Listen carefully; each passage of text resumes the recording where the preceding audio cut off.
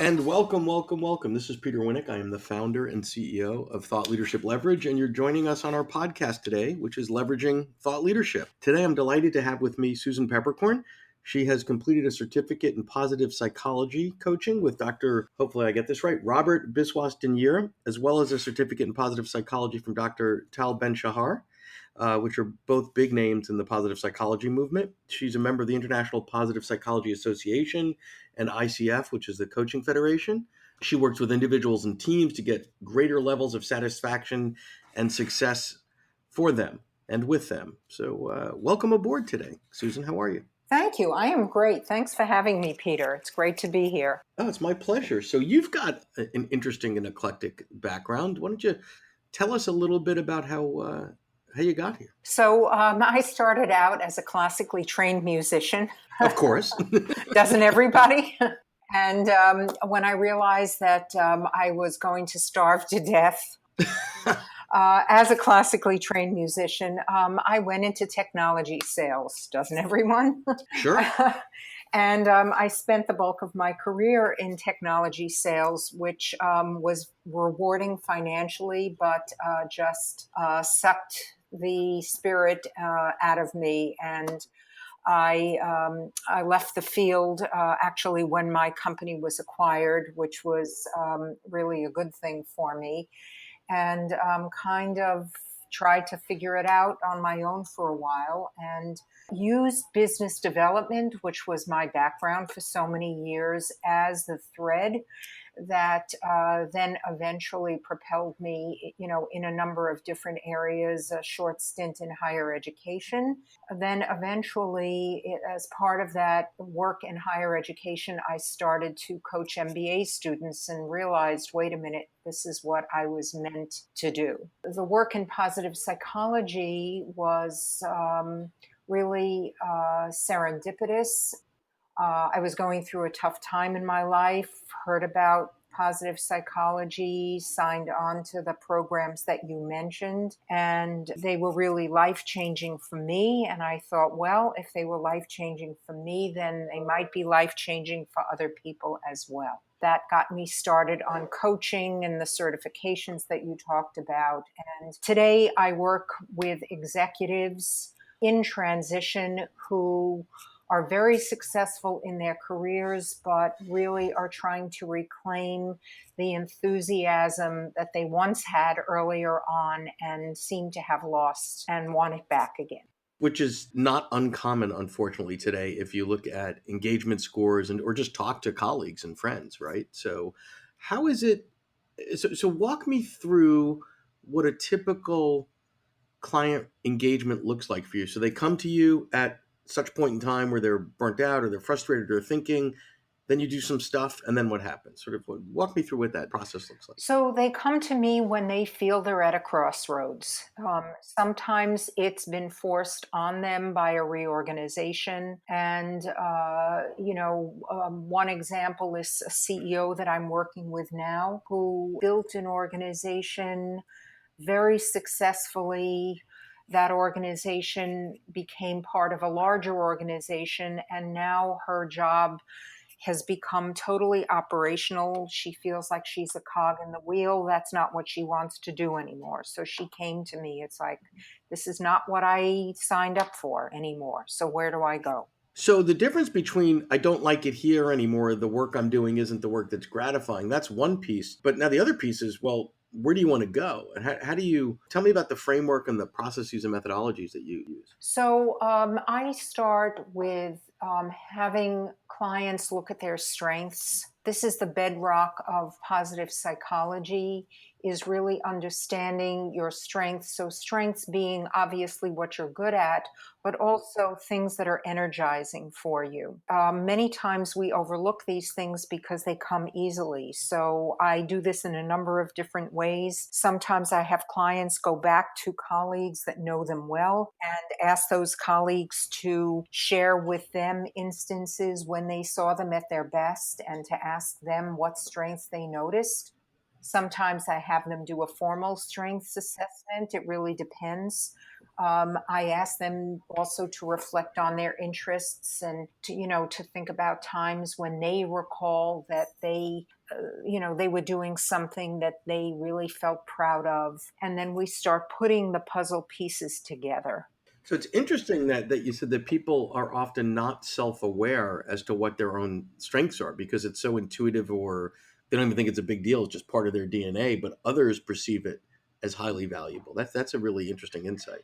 It's very common that people overlook their strengths because they take them for granted. And oftentimes, when I have people ask former colleagues or colleagues to reflect on experiences when they've worked together, where they've seen them at their best, and to send share that data with them, they are amazed at what comes back, and it really gives them a very different perspective on themselves. Got it. So that's how you take them through the process. Give me a sense. Let's sort of pivot to the business side of this now, of the business side of the content. What are the various, let's call them offerings and such? How do you interface with clients, and what are the offerings, and how do you position it, and how do you stand out in a crowded field of coaching? That's a really good question. So I offer a program, and what I tell my clients or prospective clients is that this is not therapy. So people work with me they work with me for a limited period of time, usually 6 sessions, maybe 8 sessions.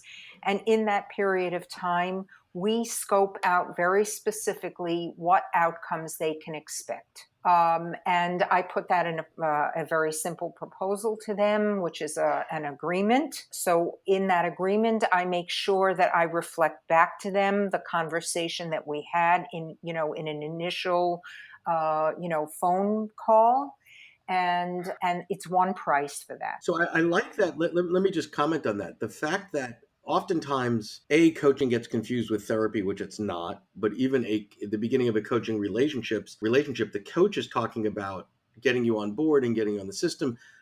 But it is never, or I shouldn't say never, it is rarely defined up front as this will be 6 sessions, right? It starts here, and there's almost a presumed, well, this might last 3 months or 6 months or a year or whatever. I love the fact that you've got it down to 6 sessions, bang. And I would assume the clients like that. They do like that because they know what to expect. And, at the end of that, if they feel they need more, then we add on to Sure. it. But it's very, very clear. And at each session, we define what's going to happen in each session, what they're going to do between sessions, what my deliverables for them might be. So it's always crystal clear. And I think for a coach, that is the gospel, that a coach must make it crystal clear what the expectations are, or they're not delivering value. Excellent. That's one way, right? You've got a clearly defined package and model and start and stop.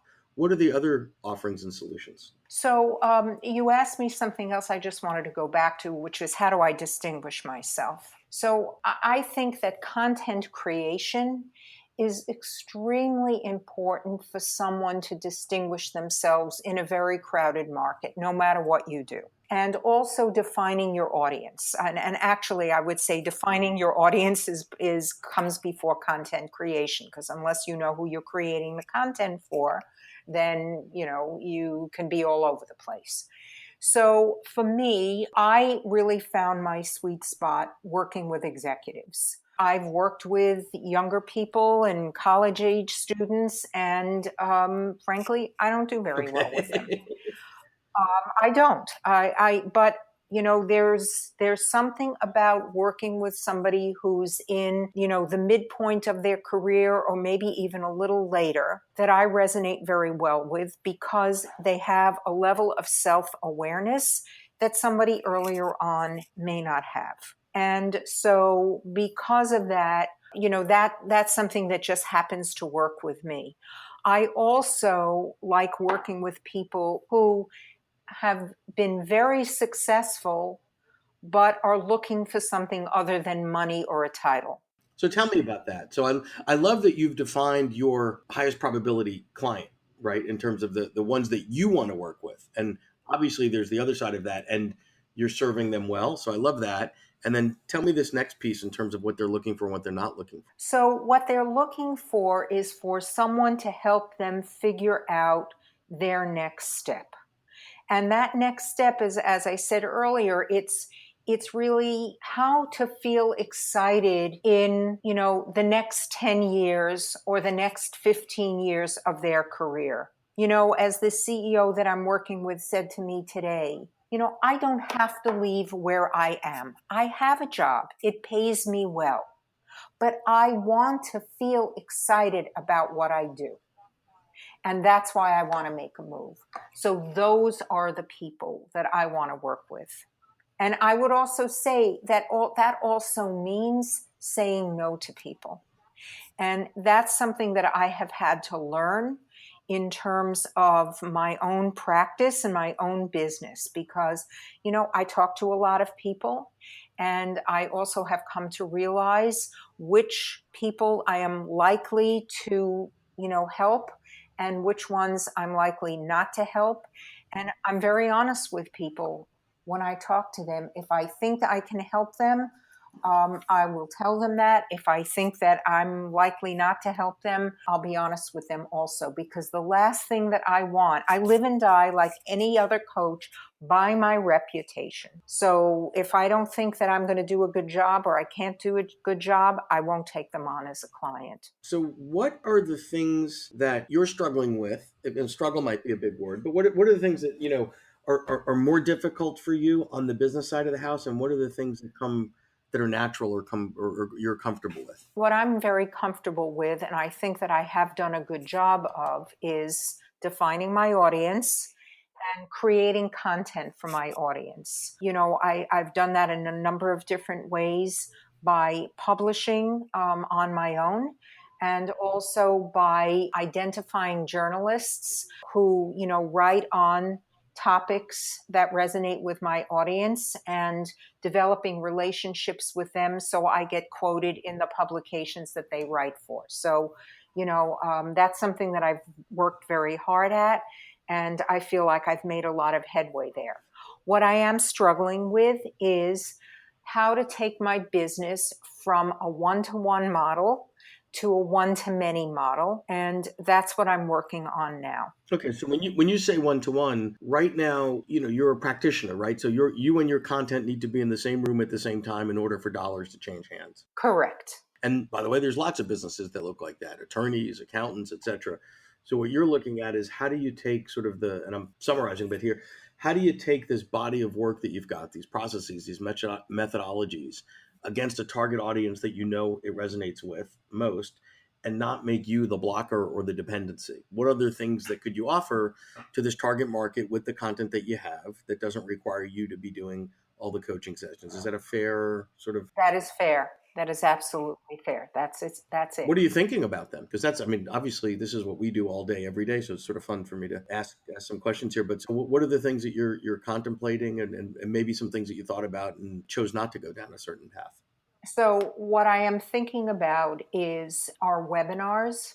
So, they could either be really training, that would be just there for the taking, and interactive webinars. And so I am working on that now. I'm in the process of moving in that direction. And what I would say to you that I'm doing in order to, to make that real is focusing on building my mailing list, but really with a quality, not just names. Well, yeah, let's talk about that because some people think of mailing list. It's not about numbers; it is about quality, right? Because you can build up a bunch of, you said like you don't like to work with students. So if all of a sudden you had a list of 50,000 students, that would have no value to you. So how do you find the right names, the quality name to add to the list, and how do you attract them to follow you and submit? So this is where content creation comes in. I will write and post on LinkedIn and on Twitter. And so, for example,